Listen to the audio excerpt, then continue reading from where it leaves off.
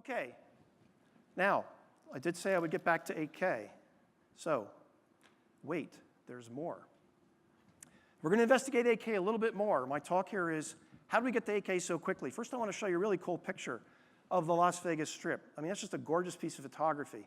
To be honest with you, it's not really a photograph. It's a screen grab off of an 88-inch OLED that I saw in the LG display booth, that one. So, a lot of you are probably wondering, how did we get here so quickly? Everybody's talking about 8K. So in the next roughly 15 minutes, I'm going to make my case here to say that no, we didn't get there that quickly. It's actually been in the works for a long time. So this year at CES, it was full of 8K TV models and demonstrations. The first consumer model was the Q900R, Samsung, released last fall, about $15,000, uses quantum dot technology. More models will come to market this year. Screen sizes starting at 65 inches, ranging at 98 inches. But wait, we're just getting used to 4K and Ultra HD.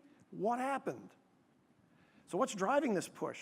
There's a number of factors behind it. Some are obvious, some you may not know about. A lot of it is due to technical innovation. Some of it's supply chain management and profitability. Some of it's cutting-edge marketing hype. There's been a lot of building the plane while flying with 8K, but it will have a market impact within 2 years. So I think it's worth it to go back in time a little bit and see if we can pick up on all the clues that we may have missed to see how we got here. Let's go back to 2012. First 4K TVs were shown at IFA in September of 2012, sold by Sony, LG, and JVC. But in the meantime, Sharp had already shown an 85-inch 8K monitor 9 months earlier at CES. It was fabbed at their new Gen 10 LCD line in Sakai, Japan. NHK has been experimenting with 8K since 1995.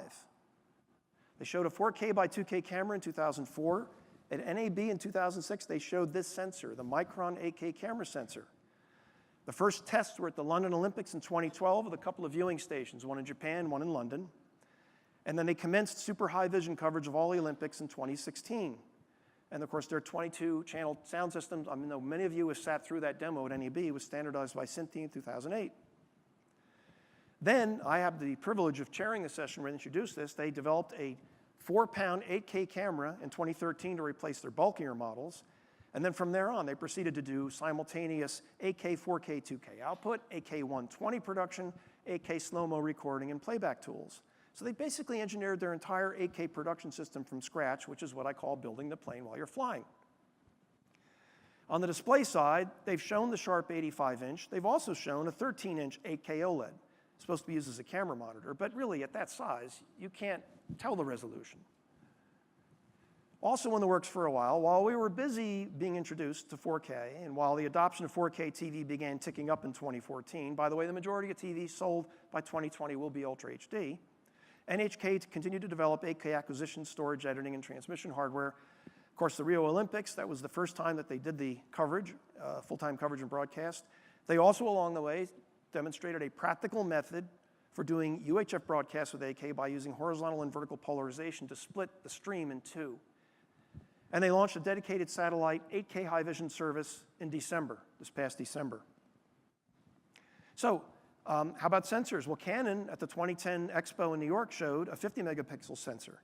NHK showed a CMOS sensor with 120 hertz in 2012. Semosis showed one in 2016. These things have been around for quite a while. So what about on the display side? Well, back in 2013, while LG and Samsung were trying to compete to get the first curved OLED TVs to market, Chinese LCD manufacturers said, you know what, let's just jump to 4K, because we think a lot more people will buy a 4K LCD than they'll buy a very expensive OLED. They were so successful at it, you can now buy an Ultra HD TV with HDR for as low as $6 per diagonal inch, which is insane. So now there's no profit really in LCD fabbing. What do you do next? Well, what you do next is you switch to 8K. Remember, the pixels are free with LCDs, and you can make bigger screens by building bigger fabs. So companies looking to get into this aggressively and already making them are TCL, China Star Optoelectronics Technologies, which is a joint venture with Samsung, Foxconn, and BOE, because of course Foxconn owns the Sharp plant. So we have several Gen 10.5 fabs and one Gen 11 fab that are being built in China as I speak. The mother glass size is about almost 11 feet by 9.5 feet. It's a big piece of glass.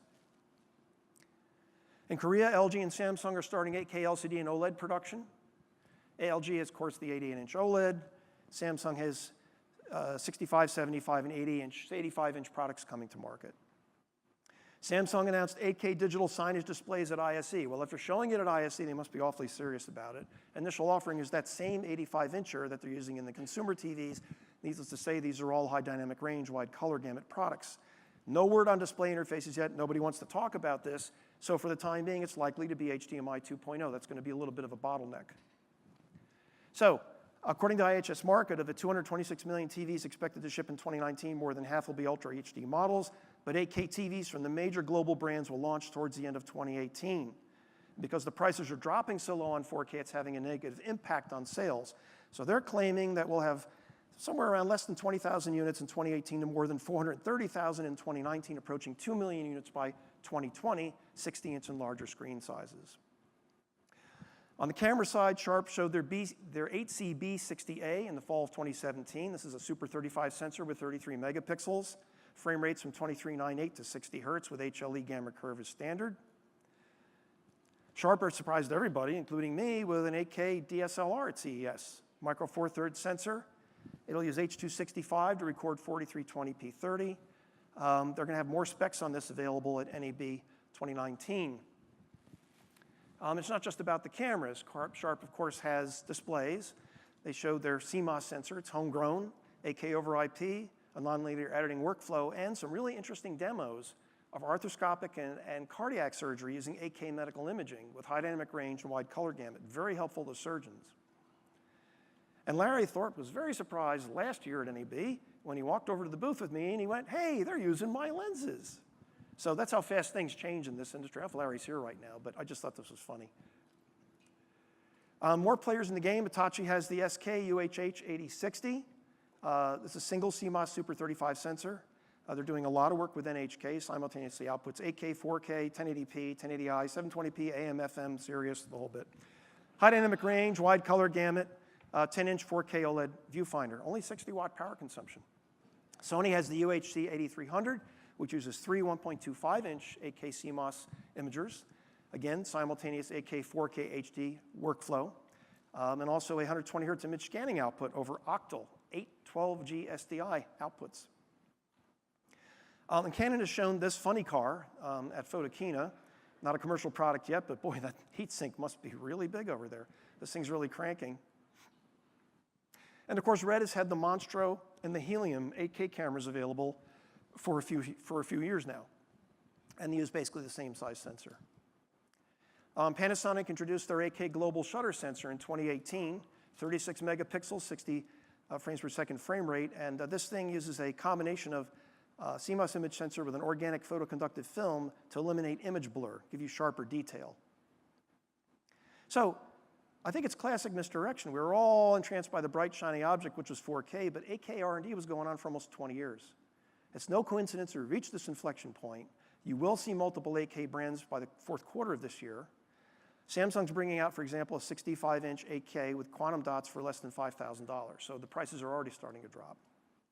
Then there are the usual caveats. How are you going to move it around? Okay. By the way, I have a handout of this. You don't have to read the whole table, but only one of those will fit through an HDMI 2.0 port. Everything is faster than that. These are some of the data rates standardized from SMPTE that we might see with 8K. None of these will pass through a 10 gig switch uncompressed. NHK has shown 5:1 compression using tiny codec to get through a 10 gig switch. They showed it at NAB. HDMI, as we discussed this morning, is here. It's not really fast enough. A DisplayPort 2.0, they haven't even written the specs yet. It would be fast enough, but that's a ways off. So it's caveat emptor. And of course, there's now an 8K trade group. You know it's real when there's a trade group. So the 8K Association, their goals are to promote 8K TVs and content, educate consumers and professionals about the 8K ecosystem, help secure native 8K content, encourage service providers to develop 8K programs, facilitate communication within the 8K ecosystem, develop initial technical requirements for 8K input signals, and develop initial 8K TV categories and minimum specs. So are we really ready to move to 8K? I'd say so. We transitioned from SD to 720p over roughly a 7-year period. We transitioned from 720p to 1080p over roughly a 7-year period. 6.5 years ago, we saw the first 4K TVs. They're cheap now, so we're almost at 7 years. LCD panel manufacturers are ramping up 8K glass production. And the DSCC Insight Media projections that we'll see 5.4 million 8K TVs shipped worldwide in 2022, 60% of that in China. So 8K TV is coming whether you think it makes sense or not. I know a lot of you think it makes no sense at all. It doesn't matter. You should know by now the television business is like the epitome of irrationality. A lot of the development work has already been done with cameras and sensors. The lenses will probably be the tricky part. True 8K lenses will come. Codecs can handle a load. JPEG XS, H.265, and the new versatile video codec is up to the challenge. Display panel fabs are gearing up for 8K production by 2020. The display interfaces are clearly not fast enough, so do we double them up? Yeah, that's what LG's going to do with their version 2.1. HDMI 2.1 breaks it out into 4 ports to drive the panel. 8K TVs have really good upscaling engines. They can do full HD and they can do 4K, which is the saving grace. So if you didn't buy a 4K TV yet, hey, might as well wait a little bit longer. What the heck, And by the way, at some point, we're going to stop worrying about how many Ks there are in a television. It just won't matter anymore because there'll be so much resolution, you'll never see the pixels. So that is a very fast trip through how did we get here so quickly. I don't know if I have any time left, looks like I'm coming right up at the end, but I want to thank you all for sitting through both these presentations again and indulging me, and I can available for some questions during the coffee hour about anything that you saw here. And these PowerPoints will be available online. Thanks very much.